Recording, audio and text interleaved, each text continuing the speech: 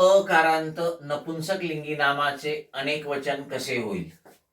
अकारांत नपुंसक लिंगी नाम, बघा असे भरपूर नियम आहेत. अकारांत, इकारांत, उकारांत, वाकारांत, बरोबर आहे.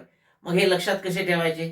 तर सिंपल, अकारांत नपुंसक लिंगी नाम आठवायचं. उदाहरणार्थ घर,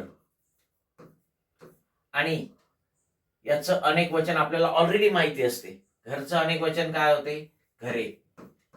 मग हे अकारांत आहे आणि घरे हे काय झालेलं आहे? एकारांत आहे, आणि म्हणून आपलं उत्तर काय ना? एकारांत. म्हणजे असा नियम जेव्हा तुम्हाला येतो की अकारांत नपुंसकलिंगी नामाचे अनेक वचन कसे होईल, तर एखादं अकारांत नपुंसकलिंगी नाम आठवायचं आणि त्याचं अनेक वचन करून बघायचं. ठीक आहे. जसं घर, घरे. मूल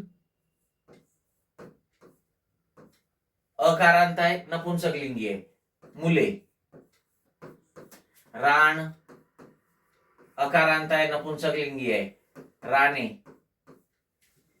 लक्षात आलंय का? शेत, शेते. शेत काय होणार? शेते.